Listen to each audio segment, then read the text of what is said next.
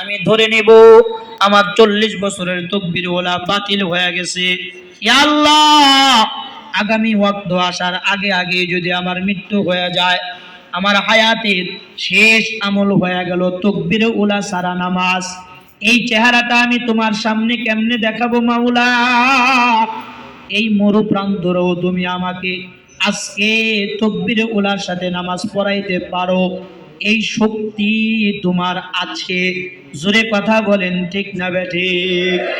বাবা আবারও জিজ্ঞেস করতে চাই, আমার মাওলার এই শক্তি আছে না নাই? আল্লাহর ওলি সিজদায় পড়ে দোয়া করছে। বাবা দোয়া করতে দেরি হয়েছে, মরু প্রান্তরে একই মায়ের পেটে জন্ম নেওয়া 2 হিন্দু সন্তান আল্লাহর ওলির সামনে হাজির হয়ে গেছে। আল্লাহর ওলির মাথায় হাত বুলায় দিয়া বললেন, আল্লাহর ওলি উঠেন, মাথা উঠান। মরু প্রান্তরে আপনার মা মারা গেছে নাকি? আপনার বাবা মারা গেছে নাকি? মরু প্রান্তরে আইসা আপনি কোন দামি সম্পদ হারায়া ফেলাইছেন নাকি? আপনি কেন কাঁদেন? চলেন আপনার মাল খুঁজে দেই। আল্লাহর ওলি চিৎকার দিয়া কয়, আয় যুবক, মাও মরে নাই, বাবাও মরে নাই। মা মরলে এত কান্দাম না, বাবা মরলে এত কান্দাম না, জীবনের শ্রেষ্ঠ দামি সম্পদ আজকে হারাইতে বসছি। ও আল্লাহর ওলি, জীবনের শ্রেষ্ঠ দামি সম্পদ কি? কয়, আমার জীবনের শ্রেষ্ঠ দামি সম্পদ আমার তাকবীরে ওলার নামাজ। জোরে কোন আল্লাহু আকবার। আজকে যদি আমার তাকবীরে ওলার নামাজ ছুটে যায়, আমি আমার মাওলার সামনে কেমনে চেহারা দেখাবো? আল্লাহর ওলি কান্না শুরু করছে। বাবা 2 যুবক চিৎকার দেয়া কয়, আল্লাহর ওলি 40টা বছর পর্যন্ত মূর্তির পূজা করলাম, 40 বছর পর্যন্ত আগুনের পূজা করলাম, জীবনে মাওলা দেখলাম না, মাওলা চিনলাম না। আপনি কোন মাওলার ভয়ে কাঁদেন? ওই মাওলার সাথে আমাদেরকে একটু যোগাযোগ করায়া দেন, ওই মাওলার সাথে একটু সাক্ষাৎ করায়া দেন। আল্লাহর ওলি চিৎকার দেয়া কয়, যুবক, আমার মাওলার সাথে পরিচয় লাভ করতে হইলে কালেমা পড়ে মুসলমান হইতে হয়। মুসলমান হইবা নাকি? 2 যুবক একটা চিৎকার দেয়া কয়, আল্লাহর ওলি একটা মুহূর্ত দেরি করিয়েন না, তাড়াতাড়ি আমাদের 2 ভাইরে কালেমা পড়ায়া মুসলমান বানান। 2 ভাই কালেমা পড়ে মুসলমান। আল্লাহর ওলির চেহারার দিকে তাকায়া বললেন, আল্লাহর ওলি চোখের পানি মুছা ফেলান। এই মরু প্রান্তরেও আজকে 40 বছর পরে আপনার তাকবীরে ওলা মিস হবে না।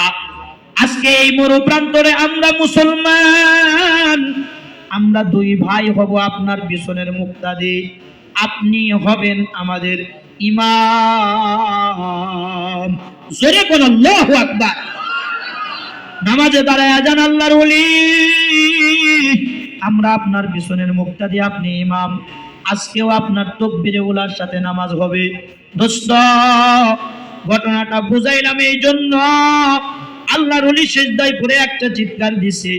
আল্লাহ তাআলা আল্লাহর ওলির দোয়া কবুল কইরা হিন্দু 2 সন্তানরে মুসলমান বানাইয়া আল্লাহর ওলির তাকবীরে ওলার সাথে নামাজ পড়াইছে। জমিন কত ভালো ছিল! শুধু তাই নয় মুসলমান, 100 বছর আগের ইতিহাস তোমাদেরকে শোনাইলাম, 60 অথবা 50 অথবা 70 বছরের আগের একটা ইতিহাস তোমাদেরকে শোনাচ্ছি। এরপরে আমি তোমাদেরকে বিষয়ের দিকে নিয়ে যাচ্ছি। বাবা ইত্তাকিল মাহা রিমা তাকুন আবাদান নাস, গুনাহ ছাড়ো, আল্লাহর পেয়ারা হও। যার হায়াতে গুনাহ যত বেশি হবে, তার সম্পর্ক আল্লাহর সাথে তত বেশি নষ্ট হবে। 60 বছর আগে একজন নওজোয়ান যুবকের সম্পর্ক আল্লাহর সাথে কেমন ভালো ছিল! জমিনে বৈশা দোয়া করতে দেরি হয়েছে, জমিনে নসরত আসতে দেরি হয় নাই। আফগানিস্তানের নাম শুনছেন নি আপনারা? এই আফগানিস্তান আর রাশিয়ার সাথে মাঝে মধ্যে যুদ্ধ হতো। তো রাশিয়ার বিপক্ষে আফগানিস্তানের পক্ষে যুদ্ধ করার জন্য আমাদের এই বাংলাদেশ থেকেও অনেক মুজাহিদ ওই জমিনে ইসলামের পতাকা উড়ানোর জন্য যুদ্ধ করতে গেছে। তো কোন এক দেশ থেকে কোরআনের হাফেজ 17 বছরের একজন যুবক সেই যুদ্ধে অংশগ্রহণ করছে। যুদ্ধের কমান্ডার ছিল শেখ আব্দুর রহমান আফগান রহমতুল্লাহ আলাইহি। উনি একটা বই লিখছে, আয়াতুর রহমান ফি জিহাদিল আফগান। শিরোনামের অর্থ হলো আফগানিস্তানের যুদ্ধে একজন যুবকের দোয়া কিভাবে কবুল হয় আর নসরত জমিনে কিভাবে আসে, এটা আমি যুদ্ধের ময়দানে স্বচক্ষে দেখেছি। জোরে কোন আল্লাহু আকবার। বইটা আমাদের বাংলাদেশের ইসলামী টাওয়ারে আছে, আপনারা খোঁজ করলে পাবেন। আমি এই বইটা এত বেশি পরিমাণে পড়ছি, এই বইয়ের মধ্যে এত সুন্দর ঘটনা আছে। একটা 17 বছরের এক যুবকের ঘটনা। যুদ্ধে গেছে, যাওয়ার পরে দীর্ঘদিন পর্যন্ত মার সাথে দেখা নাই, বাবার সাথে দেখা নাই, কারোর সাথে কোনো দেখা নাই। এত দূর থেকে গেছে সেই দেশে, হঠাৎ শুনতে পারলো একই মাদ্রাসায় লেখাপড়া করছে তার একজন খুব কাছের বন্ধু, তিনিও যুদ্ধে অংশগ্রহণ করছে। আল্লাহু আকবার বলে। বন্ধুর সাথে সাক্ষাৎ করার জন্য নিজের তাঁবুর ভিতর থেকে বের হইয়া বন্ধুর তাঁবুর দিকে রওনা হয়ে গেছে। বন্ধুর তাঁবুতে ঢুকে গেছে। মুসলমান সারাদিন বন্ধুর সাথে আড্ডা, দীর্ঘক্ষণ সময় বন্ধুর সাথে মন খুইলা কথা বলতেছে। তাঁবুর ভিতর থেকে বের হইয়া আসমানের দিকে তাকায় দেখে সূর্য ডুবে গেছে, অন্ধকার আচ্ছন্ন রাত। বন্ধুর তাঁবুর ভিতর থেকে নিজের তাঁবুতে যাওয়া শুরু করছে। রাস্তা ফুল করিয়া রাশিয়ান কমিউনিস্ট বাহিনীদের একজন সৈন্যের তাঁবুতে ঢুকে গেছে। সৈন্যের কাছে ধরা পড়ে গেছে। মুসলমানের সন্তানদের ধইরা রাশিয়ান নেতার সামনে দাঁড় করাইয়া দিছে। রাশিয়ান নেতার কাছে বললেন, ও রাশিয়ান নেতা, মুসলমানের সন্তান আমাদের বিপক্ষে যুদ্ধ করার জন্য আসছে আফগানিস্তানের পক্ষ হইয়া, কিন্তু রাতের গভীরে আমাদের তাঁবুতে সে কি জন্য আসছে জিজ্ঞেস করেন। গোয়েন্দাগিরি করার জন্য আসছে, রিপোর্ট প্রেরণ করার জন্য আসছে, তথ্য প্রচারের জন্য আসছে।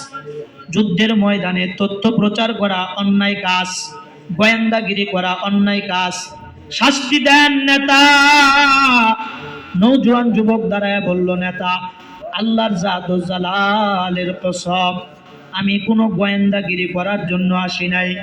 ভুলে রাস্তা ভুল কইরা তোমাদের তাঁবুর ভিতরে আমি ঢুকে গিয়েছি, এটাই সত্য কথা। আমাদের নবী আমাদেরকে সত্য বলা শিখাইছে। নবীজি বলছেন, ফাঁসির মঞ্চে দাঁড়ায়ও মিথ্যা বলা যাবে না। আসিদকু হাদিসিন, আমরা সত্য বললাম, বিশ্বাস করো আর নাই করো, কোনো কিছু করার নাই। এবার নেতা বলা আরম্ভ করছে, আচ্ছা ঠিক আছে, অসুবিধা নাই, তোমার কথাটা আমি বিশ্বাস করে নিলাম, কিন্তু আজকে আমার হাত থেকে মুক্তি পেতে হলে আমাকে একটা গোপন তথ্যের খবর দিতে হবে। কি গোপন তথ্য? আমরা যখন মুসলমানদেরকে ধ্বংস করার জন্য চতুর্দিক থেকে ঘেরাও করি, আমাদের পারমাণবিক অস্ত্রগুলো তোমাদের দিকে মারতে থাকি, ট্যাঙ্ক আর গোলা বারুদগুলো তোমাদের দিকে মারতে থাকি, তখন আমরা জমিনে তাকায় দেখি তোমরা জমিন থেকে কি এমন অস্ত্র নিয়া কি যেন তেলাওয়াত কইরা ওগুলোর মধ্যে ফু দাও। ফু দেওয়ার সাথে সাথে ওই অস্ত্রগুলো আমাদের দিকে নিক্ষেপ করার সাথে সাথে আমাদের শক্তিশালী অস্ত্রগুলোকে জ্বালায়া পোড়ায়া সারকার করে দেয়। ওই অস্ত্রের সন্ধান আজকে দিতে হবে। সেই অস্ত্রের নাম কি বলো যুবক, বলো। যুবক হেসে দিয়ে বললেন, এরে বোকা নেতা, ওই অস্ত্রের সন্ধান চাও, তেমন কোনো অস্ত্রের খবর আমার জানা নাই, তবে একটা অস্ত্রের কথা আমার মনে পড়তেছে। এই অস্ত্রের কথা, তোমাদের বিপক্ষে যখন আমরা যুদ্ধ করতে যাই তখন আমাদের নেতা বদরের যুদ্ধের কথা আমাদেরকে স্মরণ করাইয়া দিত, আমাদেরকে ডেকে বলতো, এরে মুসলমানেরা, বদরের যুদ্ধে 313 জন সাহাবী ছিল, প্রতি 9 জন সাহাবীর ভাগে একটা করে তরবারি ভাগে পড়েছিল। কাফের ছিল 1000। কত হাজার? 1000 কাফেরের বিপক্ষে যুদ্ধ করছে 313 জন সাহাবী।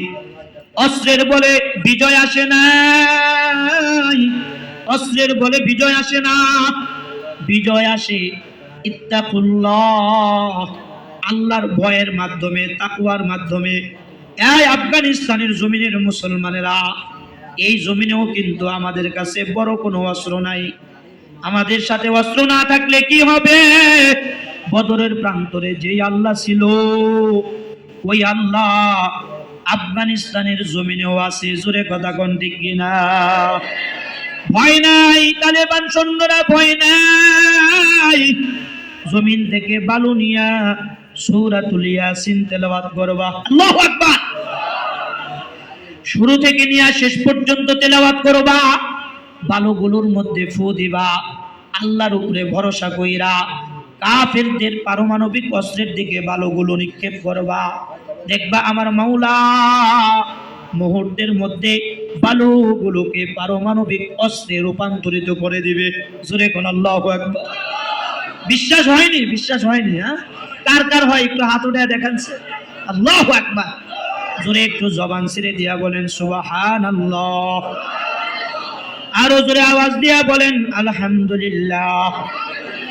বাবা আরো একটু জোরে আওয়াজ দিয়া বলো আমাদের মালিক কে। এ মুসলমানের আওয়াজে আওয়াজ দিয়া বলো আল্লাহু আকবার।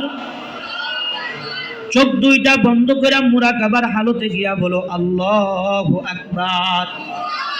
বাজান, তোমার হায়াতে তুমি কত নেতার নামে স্লোগান দিয়েছো, কখনো নৌকা, কখনো ধানের শীষ, কখনো লাঙ্গল, কখনো জাতীয় পার্টি, কখনো আবার হাত বাঁকা, কখনো আবার দাড়িপাল্লা। আল্লাহর জাত ও জালালের কসম, এই সমস্ত প্রতীকের নামে স্লোগান দেওয়ার কারণে তোমার আমলে জিন্দেগির মধ্যে একটা নেকিও কোনোদিন লেখা হয় নাই। কিন্তু বুখারী শরীফের হাদিস, তুমি শুধু দর্দে দিল নিয়া একবার আল্লাহকে ডাক দিয়া বলছো আল্লাহ। হাদিসের মধ্যে আছে আল্লাহু আকবার বলতে দেরি বান্দার পিছনের জিন্দেগির সব গুনাহ আল্লাহ মাফ করে দিতে দেরি করে না। জোরে কোন আল্লাহু আকবার। জিন্দেগির সব গুনাহ মাফ। এই যে আবারও কইলেন, এরপরে লাভ কি? গুনাহ তো একবার কইছেন, সব মাফ হয়ে গেছে, এরপরের থেকে লাভ কি? রাসূল বলেন এরপরের থেকে লাভ হলো, এরপরের থেকে যত বেশি ডাকবা তত বেশি মর্যাদা জমিনে তোমার বাড়তে থাকবে। আল্লাহু আকবার বলেন। এই ডাকে লাভ আছে, লস নাই। কথা কোন ঠিক কিনা? আমার মাওলার এই শক্তি আছে না নাই? আদেরে কুদরত কুদারে হারছে খাহি আকুনে, আদেরে কুদরত কুদারে হারছে খাহি আকুনে, মুর্দারা দো জানে বখশে জিন্দারা বেজাকুনি, মুর্দারা তো জানে বখশে जिंदारा बेजाकुने। हम मुसलमान है मगर हम में मुसलमानी नहीं, हम में ईमान है मगर हम मोमिने कामिल नहीं, हम में ईमान है मगर हम मोमिने कामिल नहीं। আমার মাওলার এই শক্তি আছে না নাই? আরো একবার বলতে হবে বাবা। এবার নওজোয়ান যুবক বলা আরম্ভ করলেন, এই নেতা শুনো, আমাদের নেতা আমাদেরকে স্মরণ করায় দিতেন, আমাদের কাছে বড় কোনো অস্ত্র নাই, কিন্তু বদরের প্রান্তরে যে মাওলা আছে, ওই মাওলা আফগানিস্তানের জমিনে এখনো পর্যন্ত আছে।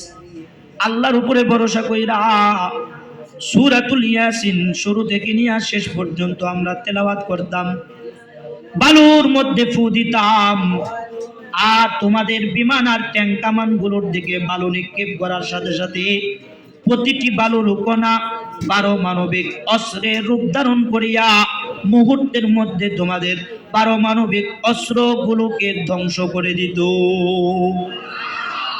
এটাই আমাদের অস্ত্র, এর চাইতে বড় কোনো অস্ত্রের সন্ধান আমার জানা নাই। ভাই আমি বিশ্বাস করি না, আধুনিক বিজ্ঞানের যুগে এই কথা কেউ বিশ্বাস করবে না। বালু পারমাণবিক অস্ত্র হয়ে যায়, আচ্ছা ঠিক আছে, অসুবিধা নাই। যদি বালু পারমাণবিক অস্ত্র হয়, তোমার দিলের মধ্যে তো কুরআন আছে, ইয়াসিন সূরা তো তুমি মুখস্থ পারো, নাও জমিন থেকে বালু নাও, বালু নিয়া সূরা ইয়াসিন পড়া বালুগুলোকে পারমাণবিক অস্ত্র বানায়া দেখাও। মুহূর্তের মধ্যে যুবক দাঁড়িয়ে বললেন, এই জালেম নেতা শুনো, আমার মাওলা আমার মাধ্যমে তার কুদরত প্রকাশ করবে কি করবে না সেটা আমার জানা নাই, তবে আমার 100% বিশ্বাস আছে আমার মাওলা বালুকেও পারমাণবিক অস্ত্র বানাইতে পারে। তবে আমি চেষ্টা করে দেখতে পারি, চেষ্টা করার জন্য 2 রাকাত নামাজ পড়ার সুযোগ দাও। আচ্ছা অসুবিধা নাই, নামাজের জন্য ওযু লাগবে, পানি দাও। 50 বদনা পানি লাগবে না, অসুবিধা নাই, ওযু করো, তাড়াতাড়ি দেখাও। আল্লাহর ওলি নওজোয়ান যুবক নামাজের মধ্যে দাঁড়ায় গেছে। বাবা সিজদার ভিতরে গিয়া আল্লাহ বলে একটা চিৎকার দিয়ে আল্লাহরে ভাও করে ফেলাইছে। যত মেরা তু সব মেরা, ফলক মেরা, জমি মেরে, अगर एक दो नहीं मेरा तो कोई शय नहीं मेरी, अगर एक दो नहीं मेरा तो कोई शय नहीं मेरी। একটা চিৎকার দিছে আল্লাহ, জোরে কোন, জোরে কোন, জোরে কোন, ইয়া আল্লাহ। আমি যুবকের কেরামতি প্রকাশের জন্য না, আমি যুবক বড়, আমার বড়ত্ব প্রকাশের জন্য না। ইয়া আল্লাহ তোমার চাইতে বড় কেউ নাই, তুমি বড় মাওলা, তুমি সবচাইতে বড়। আল্লাহু আকবার কাবীরা। এই মুহূর্তে যদি তোমার বড়ত্বটা একটু প্রকাশ করো, আমার আত্মবিশ্বাস তোমার কুদরত দেখা জমিনের সমস্ত জালিম গুলো আজকে কালেমা পড়ে মুসলমান হবে। জোরে কোন আল্লাহু আকবার। আল্লাহর সাথে কথা হয়ে গেছে, আল্লাহরে ভাও করে ফেলাইছে, ভাও করে ফেলাইছে, ডাক দিয়ে যোগাযোগ কত ভালো। এবার নেতারে ডাক দিয়া কয়, নেতা বুঝা শুনা কও, বালু মারবো কি মারবো না? হ্যাঁ মারো, অসুবিধা নাই। সূরাতুল ইয়াসিন শুরু থেকে নিয়ে শেষ পর্যন্ত তেলাওয়াত করলো। বালুর মধ্যে ফু দিছে, বালুগুলো জালেমদের পারমাণবিক অস্ত্রের দিকে নিক্ষেপ করতে দেরি হয়েছে। মুহূর্তের মধ্যে প্রতিটি বালুর কণা পারমাণবিক অস্ত্রে রূপ ধারণ কইরা জালেমদের সাজানো বিমান আর ট্যাঙ্ক কামান গুলোকে ধ্বংস করে দিয়েছে। 60 বছর আগের ইতিহাস তোমাদেরকে শুনাইলাম, বহু দূরের আগের ইতিহাস নয়। জমিন কত ভালো ছিল, একজন যুবক জমিনে দাঁড়ায়া দোয়া করছে তো আল্লাহ সাথে সাথে দোয়ার নসরত জমিনে পাঠায়া দিছে। প্রতিটি বালুর কণা যুবকের ইশারায় জমিনে পারমাণবিক অস্ত্রে রূপ ধারণ করেছে। জোরে বলেন আল্লাহু আকবার। এত ভালো ছিল জমিনের হালত, কিন্তু 60 বছর পরে আইসা জমিনের যে হালত আমরা দেখতে পাচ্ছি, হাদিসের কথার সাথে মার দোয়ার কোনো মিল নাই, বাবার দোয়ার কোনো মিল নাই। মা দোয়া করতেছে, বাবা দোয়া করতেছে, সন্তান মদ খাওয়া ছাড়ে না, গাঁজা খাওয়া ছাড়ে না, ফেন্সিডিল খাওয়া ছাড়ে না, সন্তান পরনারীর প্রতি আসক্ত হওয়া এটার থেকে বিরত থাকে না। কথা বলেন ঠিক না বেঠিক? এই কারণ কি? কারণ কি? নবী মুসনাদে আহমদের মধ্যে সাহাবায়ে একরামদেরকে বলতেছেন একমাত্র কারণ ইত্তাকিল মাহারিমা তাকুন আবাদান নাস। জমিনে মা আর বাবার গুনাহ বেশি হয়ে গেছে। কথা বলেন ঠিক না বেঠিক? গুনাহের কারণে মার দোয়া কবুল হয় না, বাবার দোয়া কবুল হয় না। ও দোস্ত, গুনাহ ছাড়তে হবে। কি ছাড়তে হবে? বলেন বলেন, কি ছাড়তে হবে?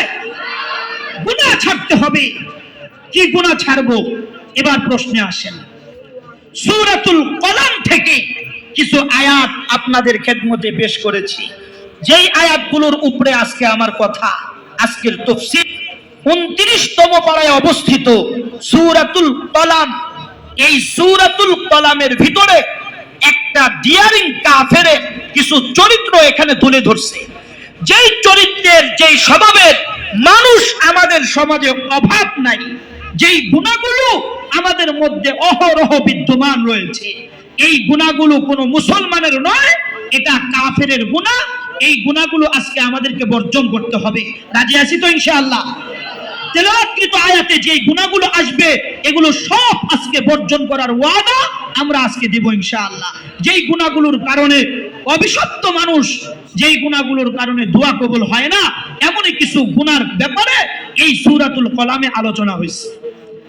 কাফেরদের মধ্যে ডিয়ারিং এক কাফের ছিল। কাফেরদের মধ্যেও কিন্তু ভালো মন্দ আছে। কিছু কিছু কাফের আছে জীবনে কোনোদিন মিথ্যা কথা বলে না। হ্যাঁ, কিছু কাফের এমন আছে জীবনে কোনোদিন মাপে কম দেয় না। সুবহানাল্লাহ কয় না রে? আরে একটু জোরে কন। কিন্তু মুসলমান এমন আছে মাপে কম দিয়া ব্যবসায় ঠকায়। কথা কন ঠিক না ঠিক? কিছু কাফের এমন আছে জীবনে কোনোদিন জেনা করে নাই। মুসলমান এমন আছে জেনার কাজ নিয়েই তার কাজ। কিছু কাফের আছে জীবনে কোনোদিন চোখ দিয়া পরনারী তাকায়া দেখা নাই। কাফের হইলে কি হইব? কিন্তু কাফেরদের মধ্যেও ডিয়ারিং কাফের ওয়ালিদ ইবনে মুগীরা। এই ডিয়ারিং কুখ্যাত কাফেরের কিছু কাজ ছিল, শুধু রাসূলের কাজে বাধা দিত। আল্লাহর নবীকে পাগল বলে বলে গালিগালাজ করতো, মোড়ে মোড়ে সাইনবোর্ড লাগাইতো, আব্দুল্লাহর ছেলে মুহাম্মদ একটা পাগল। কি বলতো? জোরে কন, কি বলতইব? নবীরে পাগল কয়, কি কইতইব? আরো জোরে কন। আহা, নবীরে পাগল কইছে। আল্লাহ কি সহ্য করতে পারে? আর সে আজিম সুদ্দা কাটতে গেছে। আরশের মালিক সাথে সাথে সূরাতুল কলামের আয়াতগুলো জমিনে পাঠায়া দিচ্ছে। নবীরে পাগল কয়, আল্লাহু আকবার। আল্লাহ কয় নবী আপনি পাগল নয়, যারা আপনারে পাগল কয় তারাই পাগল। নবী আপনি পাগল না। নুন ওয়াল কলামি ওয়া মা ইয়াসদুরুন মা আনতা বিনিআমাতি রাব্বিকা বিমাজনুন ওয়া ইন্নাকা লাআলা খুলুকিন আযীম। নবী আপনি উত্তম চরিত্রের অধিকারী, আপনি পাগল না। আপনারে যে পাগল কয় সে নিজেই পাগল। আপনি কিন্তু আপনার দিল ভাঙবেন না, আপনি কিন্তু আপনার মন ভাঙবেন না। নবীকে সান্ত্বনা দেয় কে? আরে জোরে কয় না রে, নবীরে সান্ত্বনা দেয় কে? আল্লাহ। নবীরে সান্ত্বনা দিয়ে আয়াত নাজিল করলেন, ওগো আল্লাহর নবী, যেই পাগলের বাচ্চা ওয়ালিদ ইবনে মুগীরা আপনার দোষ তালাশ করে, ওর দোষের কোনো অভাব নাই। দোস্ত, জমিনে যাদের দোষের অভাব নাই এরা কিন্তু আরেকজনের দোষ বেশি বেশি তালাশ করতে ভালোবাসে। জোরে কথা কোন ঠিক না ঠিক? যারা বেশি বেশি দোষ তালাশ করে এগুলি কিন্তু দোষের অভাব নাই। ওই যে একটা প্রবাদ বাক্য আছে, জাজর নাকি কয় জাজর, জাজর আলী কয় হুইজালি রে, কথা আছে না? সুয়ের গুয়ায় স্যাদ হলো একটা, আর জাজরের গুয়ায় স্যাদ দিয়া ভরা, সারা অঙ্গে ছিদ্র। কথা কোন ঠিক না ঠিক? তো জাগর দোষ দিয়ে অভাব নাই, হেরা পিছায় দোষ আরেকজনের, তাও আবার মুহাম্মদের। জোরে কোন আল্লাহু আকবার। আল্লাহ সহ্য করে নাই। আল্লাহ কয় নবী ওর কত দোষ আপনি জানেন? আপনি কান্দেন, ও আপনার পাগল কয় আপনি কান্দেন, চোখের পানি মুছেন, আপনি সান্ত্বনার বাণী নেন। ওয়ালা তুতিউ কুল্লা হাল্লাফিম মাহিন। নবী গো, এই জালেমের এক নাম্বার বদ চরিত্র, ওয়ালা তুতিউ কুল্লা হাল্লাফ। হাল্লাফ মানে হলো ঘন ঘন কসম খাওয়া। কি খাওয়া? জোরে কন। ঘন ঘন কসম খায়। আমাদের সমাজের কিছু মানুষ আছে না, খালি কয় মার কসম, বাপের কসম, আমার মার দুধের কসম, অমুকের কসম, আমার সন্তানের কসম, আমার পুলার কসম, ভাতের কসম, সম্পত্তির কসম। খাইনি খাইনি, জোরে কন খাইনি। ঘন ঘন কসম যারা খায় এরা ওয়ালিদ ইবনে মুগীরার উত্তরসূরি। ঠিক আছে, আসতে বলেন কে? কসম খাবে বান্দার জন্য এটা জায়েজের একটা ফতোয়া আছে। কখন খাবে? যখন বান্দার পিঠ দেয়ালে ঠেকে গেছে, এই মুহূর্তে কসম খাইতে হবে। খাবে কার নামে? জোরে গন আল্লাহি, আল্লাহর কসম, আল্লাহর কসম। কারণ যে সবচেয়ে বড় বড় ব্যক্তির নামে কসম খাইতে হয়, কসমের মাধ্যমে বুঝাইতে হয় আমি বড় ব্যক্তির মাধ্যমে কসম খাইলাম। তাও বিশ্বাস কর কথা না, ঠিক না ঠিক? মা কি আল্লাহর চাইতে বড় নাকি? সন্তানকে আল্লাহর থেকে বড় নাকি? জোরে কথা কয় না। দুনিয়ার মাল সম্পদ দৌলত এগুলো আল্লাহর থেকে বড় নাকি? তাইলে কসম খাইলেও এরকম পরিবেশ যদি হয়ে যায় যে কসম খাইতেই হবে, তো খাবেন কার নামে? আল্লাহর নামে। কিন্তু ওয়ালিদ ইবনে মুগীরা শুধু কসম খাইতো, আমার চোখের কসম, আমার মাথার কসম, আমার হাতের কসম, আমার পায়ের কসম, আমার পেটের কসম, আমার সন্তানের কসম, আমার মার কসম, আমার মায়ের দুধের কসম। এমনি খালি কসম খাইতো। এক নম্বর বদ অভ্যাস ছিল ওয়ালিদ ইবনে মুগীরা, ঘন ঘন কসম খাইতো। এই ঘন ঘন কসম খাওয়ার গুনাহটার থেকে আমরা বাঁচবো ইনশাআল্লাহ। বলেন, জোরে বলেন ইনশাআল্লাহ। ইত্তাকিল মাহারিমা তাকুন আবাদান নাস। গুনাহ ছাড়তে হবে। কোন গুনাহ ছাড়বা? এক নাম্বার কসমের গুনাহ ছেড়ে দেব। দুই নাম্বার ওয়ালা তুতি কুল্লাহ আল্লাফিম মাগিন ফিম মাগিন। দুই নাম্বার ঘন ঘন অভিশাপ দেওয়া। আসেনি আসেনি? এই গুণটা সবচেয়ে বেশি আমগর বুড়া বুড়া মা বাবা ঘর ভিতরে বেশি। একটু কষ্ট পাইলে সন্তানের কাছ থেকে আল্লাহ জানি তোরে ধ্বংস করে দেয়, আল্লাহ জানি তোরে শেষ করে দেয়। আমি যদি দেখতাম আজকে অ্যাক্সিডেন্টে তোর দুইটা পা চলে গেছে, তাইলে আমি খুব খুশি হইতাম। এরকম ঘন ঘন অভিশাপ দেয়। বাবা, বদদুয়ার আসরও নিজের উপরে পড়ে, ভালো দোয়ার আসরও নিজের উপরে পড়ে। কথা কোন ঠিক না বেঠিক? এই ওয়ালিদ ইবনে মুগীরা এত বড় খান্নাস ছিল যে খালি অভিশাপ দিত মানুষরে। মানুষরে বেশি বেশি অভিশাপ দিতে গিয়া সে নিজেই অভিশপ্ত হয়ে গেছে। তার গোটা জিন্দেগিটাই অভিশপ্ত জিন্দেগি। এজন্য সমাজে যারা ঘন ঘন মানুষকে অভিশাপ দেয় তারা নিজেরাই অভিশপ্ত হয়ে যায়। সমাজের প্রত্যেকটা ভালো মানুষ তার থেকে মুখ ফিরায় নেয়। না না না, ওরা দেখা যাবে একটা বাটপার, একটা টাউট। কথা কোন ঠিক না বেঠিক? এরকম কথাগুলো বলতে থাকে। কথা কি ভুল বললাম আমি? হ্যাঁ, তখন এই বাটপার মানুষ থেকে মানুষ মুখ ফিরায় নেয়। এই ঘন ঘন অভিশাপ দেওয়া এটা গুনাহে কবিরা। এই গুনাহ থেকে আমরা বাঁচবো ইনশাআল্লাহ। বলেন, সবাই বলেন ইনশাআল্লাহ। দুই নাম্বার, তিন নাম্বার হাম্মাজিম মাশাইম বিনামিম। হাম্মাজিম মাশা, হাম্মা অন্যের দোষ আরেকজনের কাছে বলে দেওয়া। কি বলেন বলেন? এখন আর ভালো লাগতেছে না। এতক্ষণ তো সুর দিয়ে বয়ান করছি, এখন কিছু গুনার কথা কইতেছি, এখন আর ভালো লাগতেছে না মনে নাকি? এই কথাগুলো জানা আমাদের জন্য জরুরি দরকার। তো এগুলো আছে না আমগোর ভিতরে?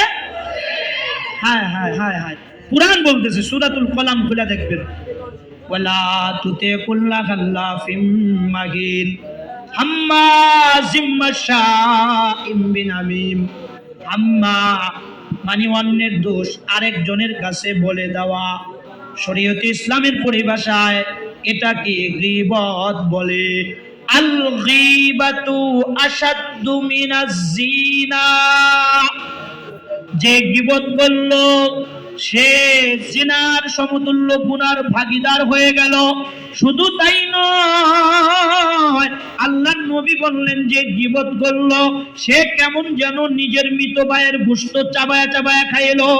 নবীজির যুগে রমজান মাসে একজন বোন চিঠি লিখছে, ওগো আল্লাহর নবী, আমার রোজা ভালো লাগে না, আমার তেলাওয়াত ভালো লাগে না, আমার জিকির ভালো লাগে না, আমার ভালো কথা শুনতে মনে চায় না।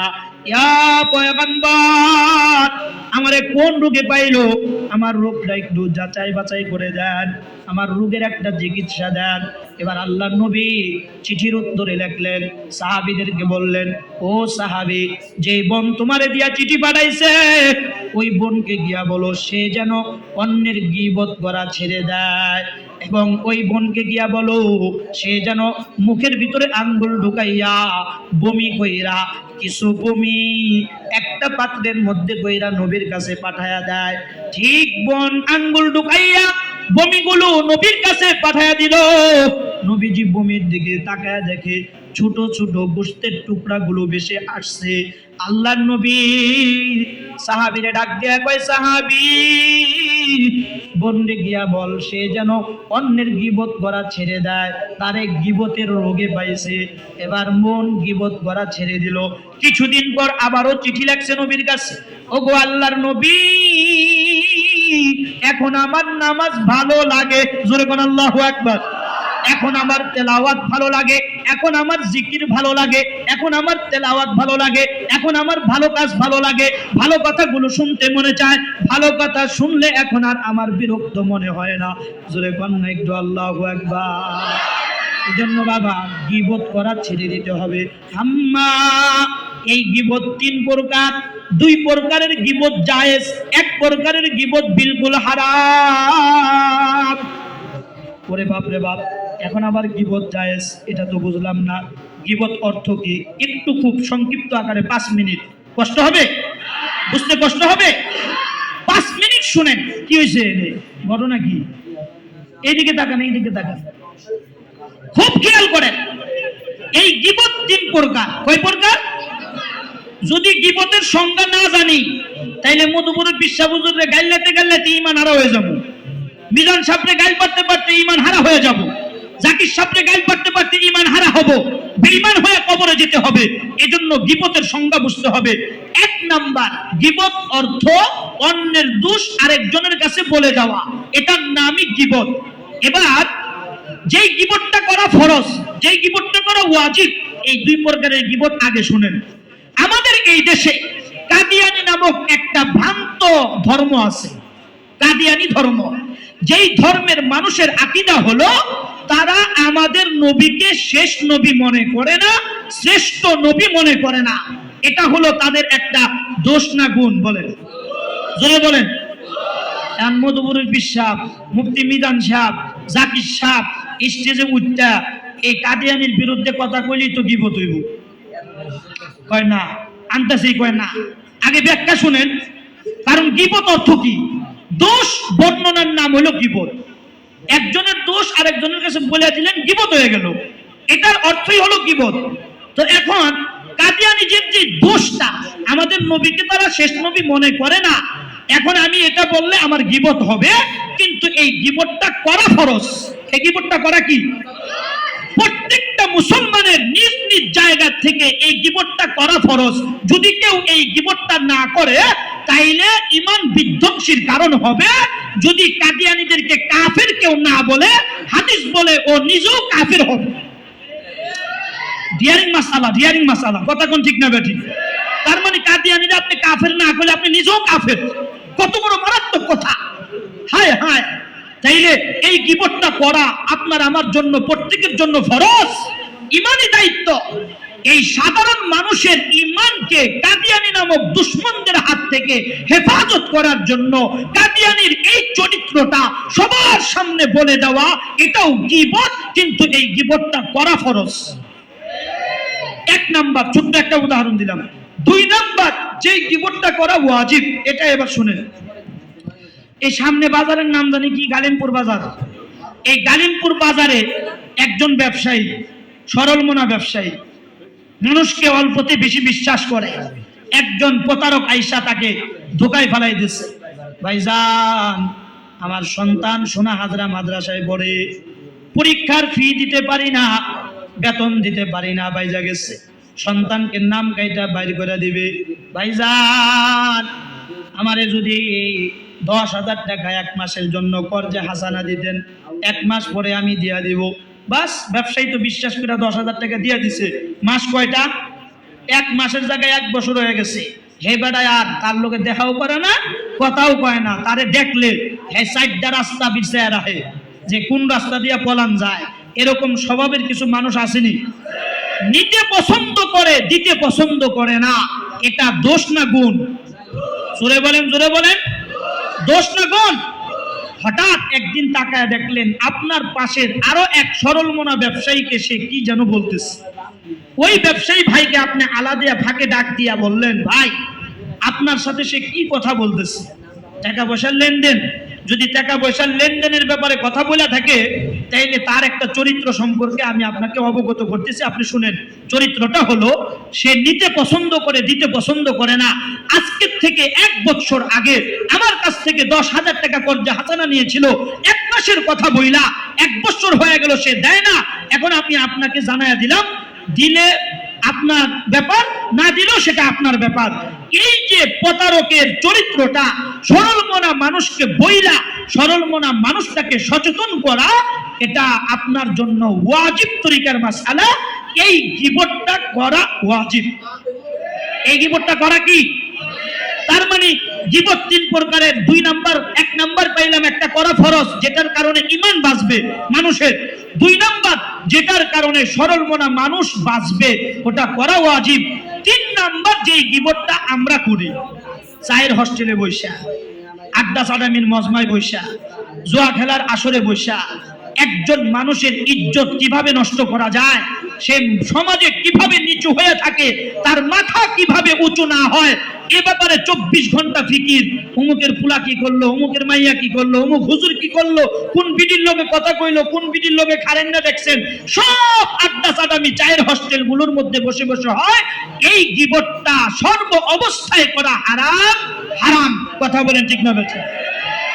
এই গীবত থেকে আমরা বেঁচে থাকবো। ওয়ালিদ ইবনে মুগিরার এই কাম ছিল শুধু মুহাম্মদকে সমাজে কিভাবে দাবায় রাখা যায়, সমাজে কিভাবে মুহাম্মদুর রাসূলুল্লাহ ইজ্জতকে নষ্ট করা যায়, এই ফিকিরে মুহাম্মদের গীবত নিয়ে সারাক্ষণ ব্যস্ত থাকত। হাম্মা জিম্মা শাহ ইমবিনামিম। 3 নাম্বার, হাম্মা, গীবত করা ছেড়ে দেব। 4 নাম্বার, বাবাজিরা আমার, চুগলখড়ি করা। তার মানে একজনের আমানতের কথা যার ব্যাপারে বলা হয়েছে, এই কথাটা তার কাছে না বলা পর্যন্ত কিছু মানুষের পেটের ভাত হজম হয় না। কথা কোন ঠিক না বেঠিক? সবচেয়ে বেশি এই গুনার মধ্যে আমগর মা বোনেরা আছে। মা বোনেরা কথা জমা রাখতে পারে কম, ঠোঁট পাতলা তো, খাইলে কেমনে যায় পেঁচ লাগাইবো, দুইজনের মধ্যে ঝগড়া কেমনে বড় করে লাগাই দেওয়া যায়, এটাকে চুগলখড়ি বলা হয়। এই 4 নাম্বার গুনাহটাও বিদ্যমান ছিল ওয়ালিদ ইবনে মুগিরার ভিতরে, যে নবীর সাথে দুশমনি করছে। এই 4 নাম্বার দোষ, এটাও আমরা ছাড়বো, বলেন ইনশাআল্লাহ? তাইলে 1 নাম্বার কসম, ঘন ঘন। 2 নাম্বার অভিশাপ। 3 নাম্বার গীবত। 4 নাম্বার চুগলখড়ি করা। এবার 5 নাম্বার, ওয়ালা তুতি কুল্লা হাল্লাফিম মাহিন হাম্মাজিম মাশাইম বিনামিম মান্নাইল লিল খায়রি মুতাদিন আসিম। ভালো কাজে বাধা দেওয়া, এটা ওয়ালিদ ইবনে মুগিরার নিত্য নতুন কাজ ছিল। জমিনে মক্কা এবং মদিনায় নবীজি যত ভালো কাজ করতে যাইতেন, প্রত্যেকটা ভালো কাজে বাধা দিত সর্বপ্রথমে ওয়ালিদ ইবনে মুগিরা, আবু জাহেলের পক্ষ নিয়ে। এই আমাদের সমাজেও ওয়ালিদ ইবনে মুগিরার মতো কিছু লোক আছে, ভালো কাজ তো নিজে করতেই পারে না, আরেকটা ভালো কাজকে কিভাবে ধ্বংস করা যায় শুধু এই কাজ নিয়ে ব্যস্ত। কথা কোন ঠিক না বেঠিক? আছে না নাই? ওয়ালা তুতি কুল্লা খাল্লাফিম মাহিন হাম্মাজিম মাশাইম বিনামিম মান্নাইল লিল খায়রি মুতাদিন আসিম উতুল্লিম বাদা যালিকা জানিম। সীমা লঙ্ঘনকারী, মানে অপরাধ এত বেশি পরিমাণে করত। আমগর সমাজে কিছু মানুষ আছে না, কয় এই সীমা কিন্তু লঙ্ঘন করে হালাইতেছ, কথা কিন্তু ব্রেক দে, বেশি কিন্তু অতিরিক্ত বাইরে গেছ, বলে না এই কথা? তো ওয়ালিদ ইবনে মুগিরার স্বভাব ছিল, সে অপরাধ এত বেশি পরিমাণেই করত, সব কাজকে সীমা লঙ্ঘন করে, অতিক্রম করে বেশি অতিরিক্ত পরিমাণে অপরাধ সমাজে প্রতিষ্ঠিত করত এই ওয়ালিদ ইবনে মুগিরা। এই সীমা লঙ্ঘন করে অপরাধ জমায়ে রাখার বদ অভ্যাস আমাদের সমাজের কিছু মানুষের মধ্যেও আছে। কথা বলেন ঠিক না বেঠিক? এই সীমা লঙ্ঘন করা, এটার থেকেও আমরা বাঁচবো। এরপরে 7 নাম্বার, ওয়ালা তুতি কুল্লা খাল্লাফিম মাহিন হাম্মাজিম মাশাইম বিনামিম মান্নাইল লিল খায়রি মুতাদিন আসিম উতুল্লিম বাদা যালিকা জানিম আন কানা দা মালিন ওয়া বানিন। জমিনে এমন কোন গুনাহ ছিল না যেই গুনাহ যুক্ত ছিল না ওয়ালিদ ইবনে মুগিরা।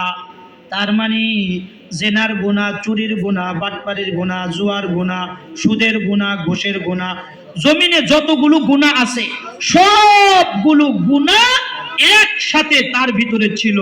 এই গুনাহগুলোর কথা আল্লাহর নবীকে আল্লাহ জানায়া দিয়া এরপরে কি বলতেছেন, ওয়ালিদ ইবনে মুগিরা কিন্তু দাঁড়ায় দাঁড়ায় কথাগুলো শুনতেছে। নবীজি বলেন, এই তোর সর্বশেষ যেই দোষটা সেটা হলো এই দোষগুলো তোর ভিতরে থাকার কারণে আমার আল্লাহ বললেন তোর জন্মে সমস্যা আছে। কি সমস্যা আছে? সাবধান, জন্ম যদি কেউ সঠিক প্রমাণ করতে চান এই অপরাধ ছেড়ে দেওয়া ছাড়া বিকল্প কোনো সুরত নাই। কথা কোন ঠিক না ঠিক? এই অপরাধ আপনার ভিতরে আছে, যদি পাওয়া যায়, যদি না ছাড়েন তাইলে ওয়ালিদ ইবনে মুগিরার মতো আপনার জন্মে সমস্যা আছে। কথাটা কার? জোরে কর, আরো জোরে, জোর হইল না, জোরসে বলো। জন্মে সমস্যা আছে। কথাটা শোনার পরে এতক্ষণ তো যাই শুনছে ভালো লাগছিল, এবার জন্মে সমস্যা আছে এই কথা শোনার পরে মাথা নষ্ট। একটা দৌড় দিছে নবীর লগে না কথা কইয়া, এক দৌড় যায় মার কাছে গিয়া জিজ্ঞেস দিছে, মা আব্দুল্লাহর ছেলে মুহাম্মদ আমারে বলছে আমার নাকি জন্মে সমস্যা আছে। মা একটা চিৎকার দিয়া কয়, এই সন্তান কে বলছে? আবার বলো। কয় আব্দুল্লাহর ছেলে মুহাম্মদ বলছে। সন্তান রে, মুহাম্মদের সাথে বেশি বাড়াবাড়ি করিও না।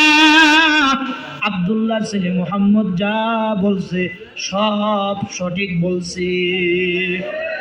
তোমার আসলে জন্মে সমস্যা আছে, আমি মা নিজেও জানি না তুমি কার সন্তান। কাকটা যে পেটে নিছি আমি নিজেও কইতে পারি না। নাউজুবিল্লাহ কইতেন না? এমন ঘৃণিত কাজ আমাদের সমাজেও কিন্তু পাড়ায় পাড়ায়, মহল্লায় মহল্লায় হচ্ছে। কোন মায়ের গর্ভে এখন কার সন্তান আছে, দেওয়ারের না স্বামীর, বোঝা মুশকিল। কথা কোন ঠিক না বেঠি? হ্যাঁ, আস্তে কোন জোরে কথা কোন ঠিক না বেঠি? পরকীয়ার সাম্রাজ্য এত বেশি পরিমাণে সমাজে প্রতিষ্ঠিত হয়েছে সন্তানকে উপযুক্ত বয়সে বিবাহ না করানোর কারণে। প্রতিটি মা আর বাবাকে সবক হাসিল করতে হবে।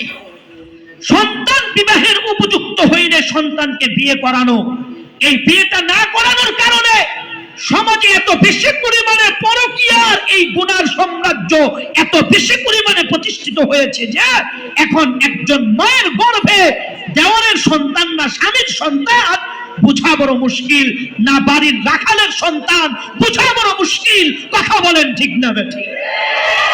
সুতরাং এই জন্মকে যদি সঠিক করতে চাও, তোমার চরিত্রকে যদি ভালো স্পষ্ট করতে চাও, আল্লাহর সামনে সঠিক জন্মকে যদি পেশ করতে চাও, এই বদ আমলগুলো ছাড়া বিকল্প কোনো সুরত নাই। কথা কোন ঠিক না বেঠিক? ওয়াবুদু রাব্বাকা হাত্তা ইয়াতিয়াকাল ইয়াকিন, মনে আসেনি? মৃত্যু পর্যন্ত ইবাদত করো, মনে আসেনি কথা? ইবাদতের মধ্যে শ্রেষ্ঠ ইবাদত ইত্তাকিল মাহারিমা তাকুন আবাদান নাস মান ইয়াখুযু আন্নি হাউলাইল কালিমা ফায়ামালু বিহিন্না আও ইউআল্লিমু মান ইয়ামালু বিহিন্না فأخذ بيده فأدى خمسا قيل يا رسول الله اتق المحارم تكن عبد الناس। ও সাহাবীরা, আমি আজকে তোমাদের সামনে শ্রেষ্ঠ কিছু ওয়াজ করব, শ্রেষ্ঠ কিছু ইবাদতের কথা বলবো। আমার এই ইবাদতের কথাগুলো দিলের কান দিয়া শুনবা, আমলের নিয়তে শুনবা, অন্যের কাছে পৌঁছায় দেওয়ার নিয়তে শুনবা। কারা কারা রাজি? আল্লাহর নবীর সামনে হাত উঠায় দিলেন কে? আবু হুরায়রা। হাত নামান, হাত নামান। আবু হুরায়রা হাত উঁচু করে দিয়েছে। ফাআখাযা বিয়াদিহি ফাআদ্দা খামসান। আল্লাহর নবী আবু হুরায়রার হাতের পাঞ্জাটা থাপা দিয়া ধরলেন। জোরে কোন আল্লাহু আকবার। ইলা ইয়া রাসূলুল্লাহ, হাতের 5 আঙ্গুল বইনা 5টা ওয়াজ করলেন।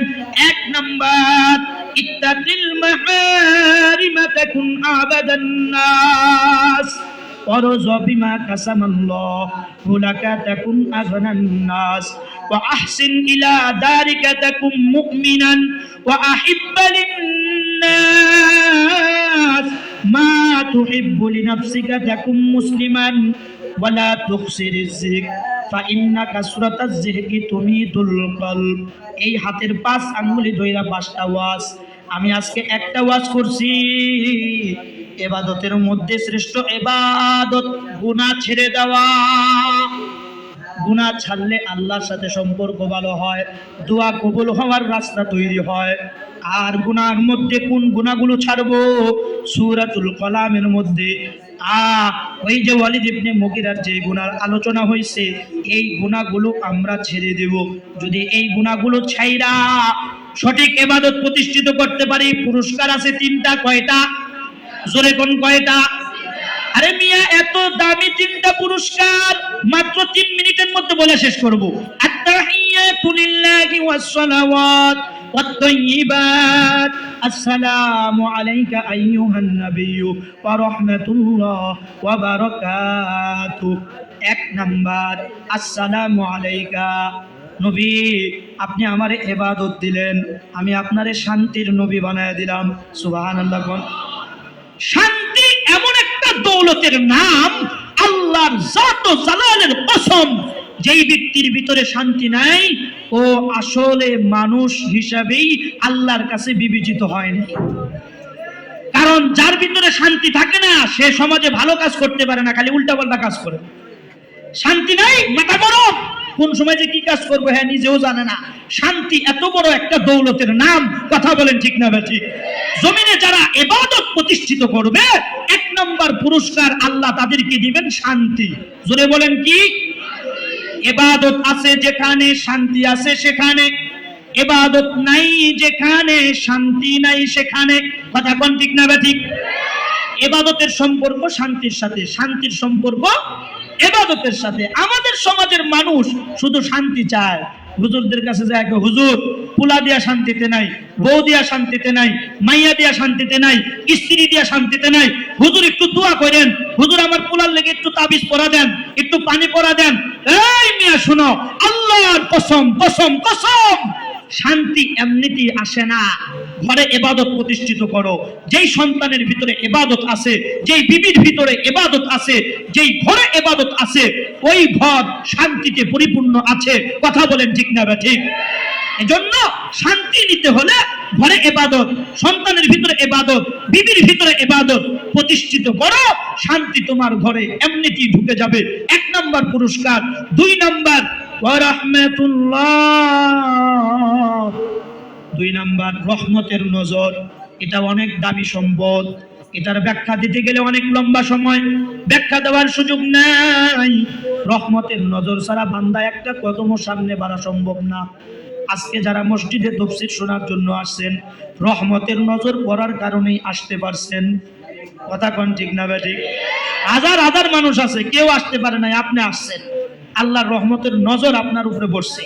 এই রহমতের নজরের কারণে মাঝে মধ্যে অস্বাভাবিক কাজকে আল্লাহ পাক স্বাভাবিক নিয়মে পরিণত করে। সুবহানাল্লাহ। কোন একটু ছোট্ট একটা উদাহরণ দিচ্ছি। খলিফাতুল মুসলিমিন ওমর রাষ্ট্রে আইন তৈরি করলো, আমার রাজ্যে কোন যুবকের হাতে যদি মদের বোতল পাওয়া যায়, সাথে সাথে তার কল্লাটা বডির থেকে আলাদা করে দেব। বাস, আইন তৈরি হয়ে গেল। রাতের গভীরে হযরত ওমর তালাশ করা আরম্ভ করছে, কোন যুবকের হাতে মদের বোতল। দেখে এক যুবক মদ খায়া চৌরাস্তার মোড়ে মাতলামি করতেছে। যুবকের নজর আর উমরের নজর বরাবর হয়ে গেছে। হযরত উমর 1 কদম 2 কদম করে সামনে বাড়তেছে। যুবক চিৎকার দিয়া কয়, আল্লাহ, উমরের হাতের থেকে তুমি আজকে আমারে বাঁচায়া দাও, আমি আর জিন্দেগিতে কোনোদিন মদ খাবো না।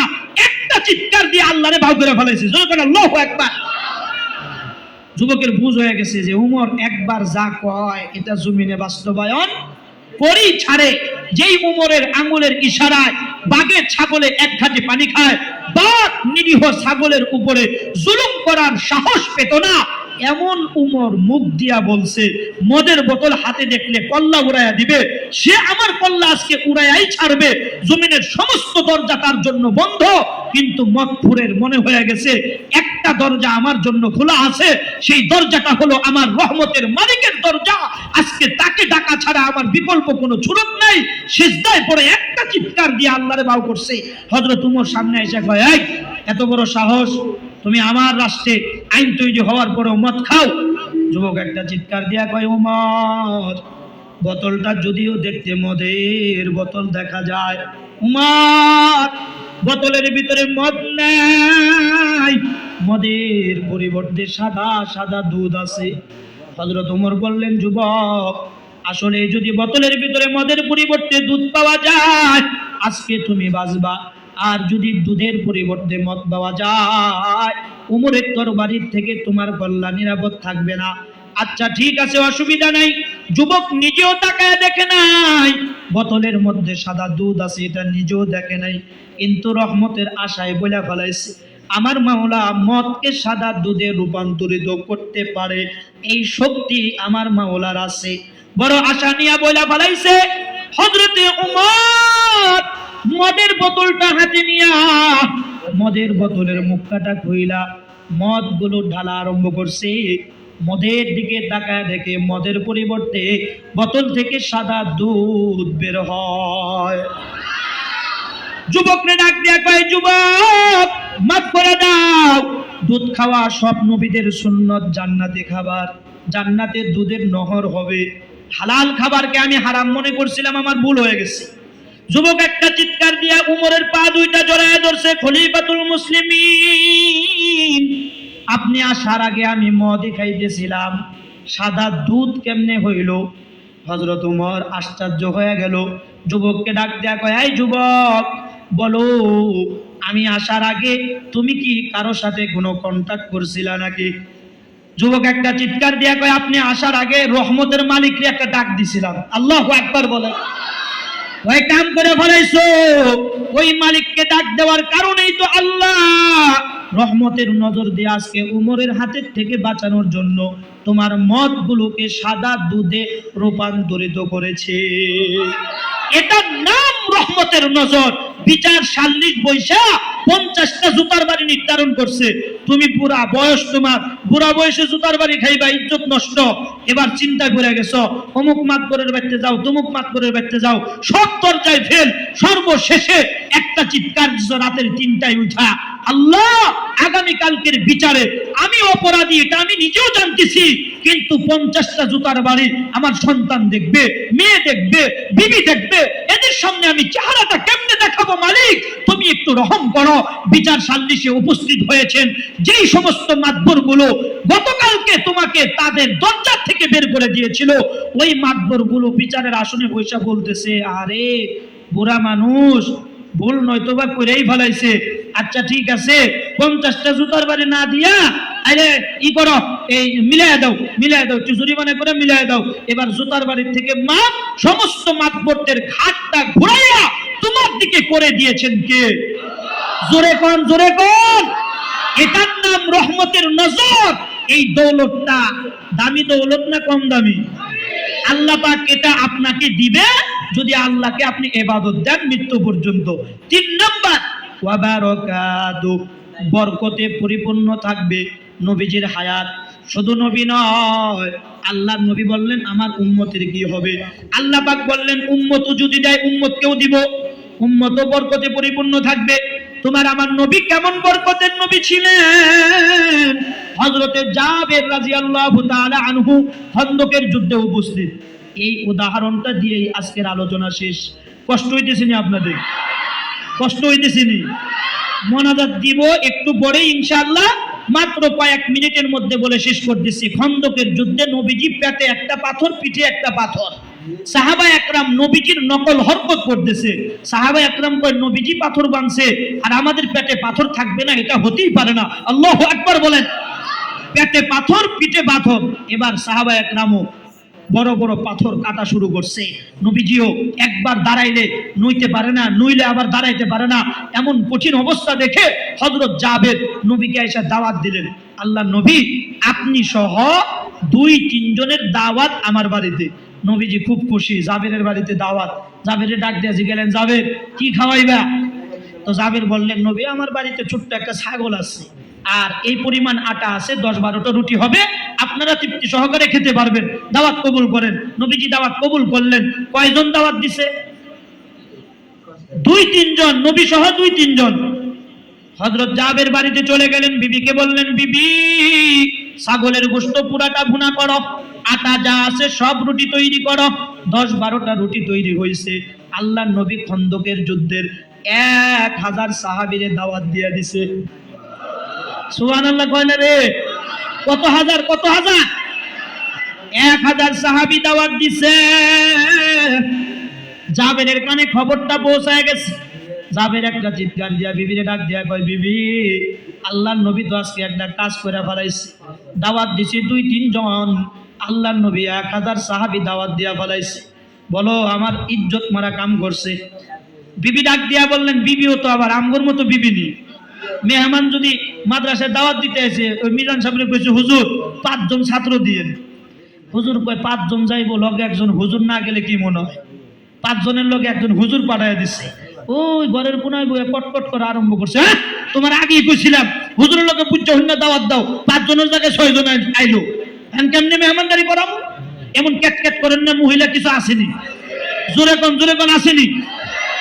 এই মহিলা আর এই মহিলা না, কিন্তু মহিলা স্বামীরে সবক দিতেছে কি দেখেন, স্বামীরে ডাক দিয়া কয়, প্রাণের স্বামী যেই নবী দাওয়াত দিছে ওই নবী আল্লাহর সিদ্ধান্ত ছাড়া কিছুই করে না।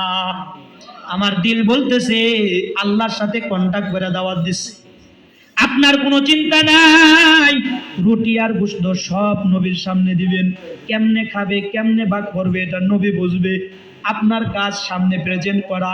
এবার আল্লাহর নবী 1000 সাহাবী নিয়ে দাঁড়ায় গেছে। হযরত জাবেরকে ডাক দিলেন, জাবের আয়েশা নবীর সামনে হাজির। আল্লাহর নবী বললেন, জাবের দেরি করিও না, 1000 সাহাবীর সামনে দস্তরখানাটা বিছায়া দাও, জোরে কোন আল্লাহু আকবার। এবার জাবের নবীর সামনে চেহারায় তাকায়া তাকায়া ঘাম ঝরতেছে। জাবেরের ডাক দিয়ে কয়, জাবের খুব চিন্তায় আছো, দাওয়াত দিলা 2-3 জন, আর নামে 1000, চিন্তার কোনো কারণ নাই, গোশত ভুনার পাতিলটা নিয়ে আসো, রুটির পেয়ালাটা নিয়ে আসো, এবার নবীজির বরকতের খেলা দেখবা। আল্লাহর নবী জিহ্বা থেকে একটু লালা মুবারক বের কইরা পাতিলের মধ্যে ফালায়া দিছে, রুটির পেয়ালার মধ্যে ফালায়া দিছে। জাবেররে ডাক দিয়া বললেন, জাবের গোশত বোনার পাতিলের ঢাকনাটা কিন্তু পুরা খুলবা না, অর্ধেক খুলবা, অর্ধেক কিন্তু ঢাকা রাখবা, বিসমিল্লাহ বইলা বাড়া শুরু করো, সামনে বাড়তে থাকবা, পিছন দিকে তাকাইবা না। 1000 প্লেটে বাড়া হয়ে গেছে দোস্ত। 1000 প্লেট পর্যন্ত বাড়ার পরে হযরত জাবের পিছন দিকে তাকায়া দেখে এক একজন সাহাবীর শরীর দিয়া ঘাম ঝরতেছে, ঘাম কি পরিমাণ খাওয়াটাই না খাইছে। আল্লাহর নবী সাল্লাল্লাহু আলাইহি ওয়াসাল্লাম জাবেররে ডাক দিছে। এবার জাবের নবীর সিদ্ধান্ত না নিয়া ঢাকনাটা পুরা উদলাম করে ফেলাইছে, দেখি তো বরকত কি পরিমাণ আছে।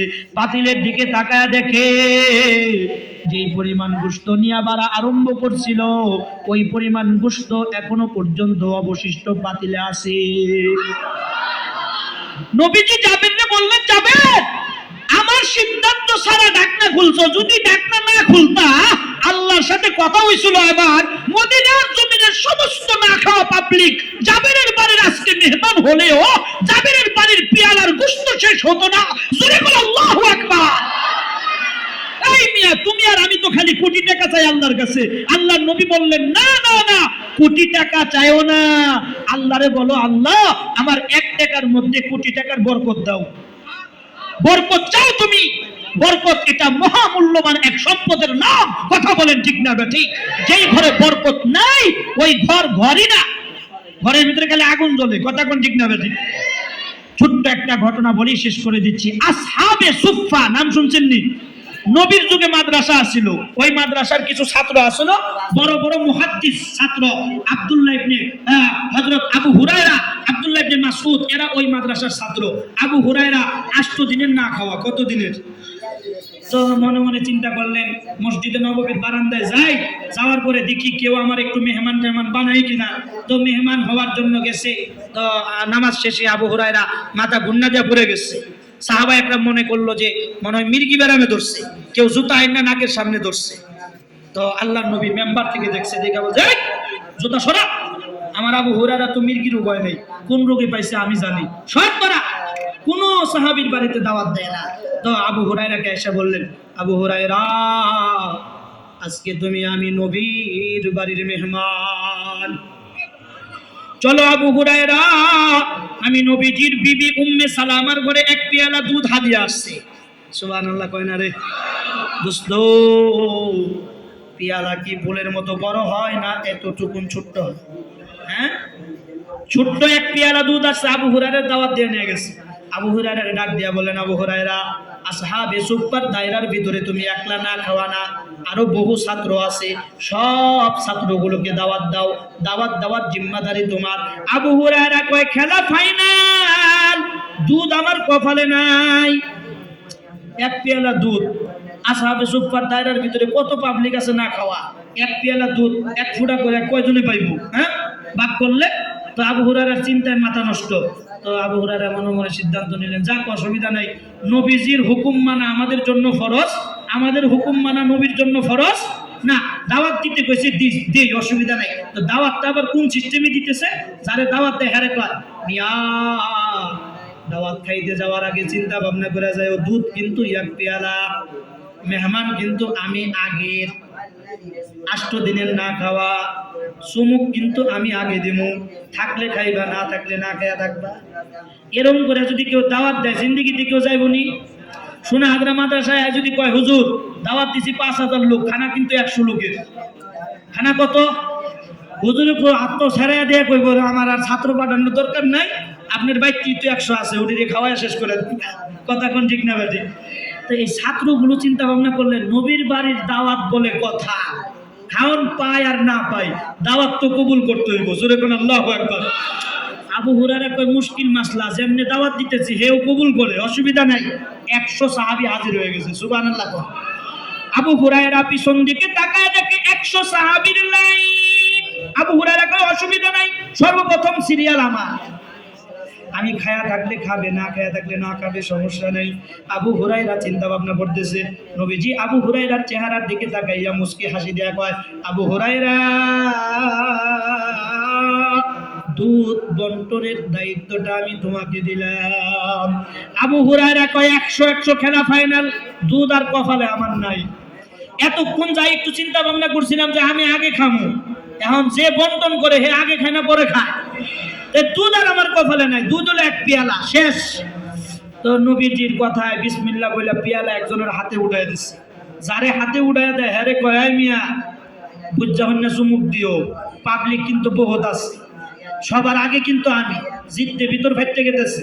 এরপরও নবীর হুকুম, বিসমিল্লাহ কয় একজন চুমুক দেয়, এক চুমুক দিলে গলা পর্যন্ত পড়ে, সুবহানাল্লাহ কয় না। এরপরে আরেকজনের কাছে দেয়, হ্যাঁ ও চুমুক দেয়, গলা পর্যন্ত পড়ে। এইভাবে গলা পর্যন্ত ভরতে ভরতে 100 সাহাবী। হযরত আবু হুরায়রা একটা লাফ দিয়ে চলে গেছে, 100 সাহাবীর হাতের থেকে পেয়ালাটা নিয়ে পেয়ালার দিকে তাকায় দেখে যেই পরিমাণ দুধ সহকারে প্রথম সাহাবীর হাতের মধ্যে পেয়ালা দিয়েছে, ওই পরিমাণ দুধ এখনো পর্যন্ত পেয়ালার মধ্যে অবশিষ্ট আছে। নবীর কাছে আসলেন, নবীকে বললেন এখন কে কে খাবে? নবীজি বললেন আগে তুমি, তারপরে আমার ঘরের বিবিরা যারা আছে সবাই না খাওয়া। আসহাবে সুফফার দায়রা, এই মাদ্রাসার ভিতরে খাবার দাবার নাই, ছাত্ররা না খাওয়া, তাই আমার বিবিরাও না খাওয়া অনশন করছে। ও মা, সোনা হাজরা মাদ্রাসার ছাত্ররা না খেয়ে থাকে, তোমার ঘরে দামি খাবার রান্না করা হয়, একবারের জন্য কি তুমি চিন্তা করেছো? নবীজির এক একটা হাদিসকে সিনার ভিতরে সংরক্ষণ করে রাখার জন্য দিনের পর দিন, রাতের পর রাত, যেই সন্তানগুলো রাতের 3টায় উঠে ছোট ছোট সিনাগুলোকে উন্মুক্ত করে দিয়ে হেফাজতের জন্য মেহনতে লেগে গেছে, এই সন্তানদের খাবারের ব্যবস্থা নাই, তোমার মাথায় কোনো চিন্তা নাই, নবীজির বিবিদের মাথায় চিন্তায় ঘুম নাই। আসহাবে সুফফার দায়রার ভিতরে সমস্ত সাহাবা একরাম না খাওয়া, আর নবীজির বাড়িতে রান্না হবে, হতেই পারে না। আল্লাহর নবীও খাবে, তুমিও খাইবা, বিবিরাও খাবে, এর এরপরে দুধ শেষ হবে, জোরে কোন আল্লাহু আকবার। মেরে মুহতারাম দোস্ত, এটার নাম হলো বরকত। এই বরকত নামক দৌলতটা আমাদের দরকার আছে না নাই? আল্লাহ আমাদের সকলকে নির্দিষ্ট সময়ে নির্দিষ্ট ইবাদত ঠিক ঠিক জায়গায় করার তৌফিক দান করেন।